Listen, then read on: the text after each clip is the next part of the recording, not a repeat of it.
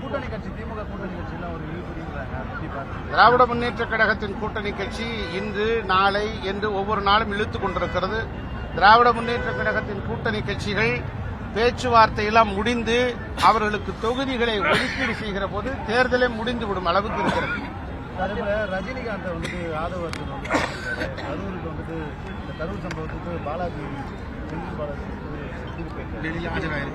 இல்ல, நடிகர் ரஜினிகாந்த் அவர்கள் அரசியல் களத்துக்கு வருவதாக இருந்தது. பின்னர் அவரே உடல்நிலை கருதி விலகிவிட்டார். அவர் பொது மனிதராக இருக்கிறார், ஒரு நல்ல நடிகர், சூப்பர் ஸ்டார்.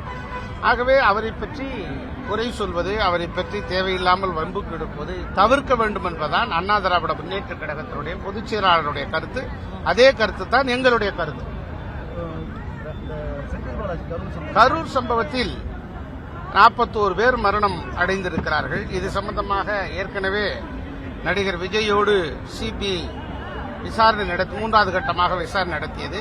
தற்போது முன்னாள் அமைச்சர் செந்தில் பாலாஜி விசாரணைக்கு போயிருக்கிறார். விசாரணை முடிந்ததற்கு பிறகு என்ன நடக்கிறது என்று பார்ப்போம். விஜயிடம் பேச்சுவார்த்தை இல்ல, விஜய் நம் கூட்டணிக்கு வருகிறாரா வரவில்லையா என்பது ரகசியம், பரம ரகசியம்.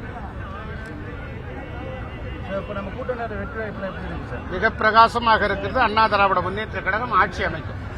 பிளே ஸ்டோர் மற்றும் ஆப் ஸ்டோரில் இருந்து பாலிமர் செயலியை QR கோடு மூலம் பதிவிறக்கம் செய்யுங்கள். செய்திகளை உடனுக்குடன் பெறுங்கள்.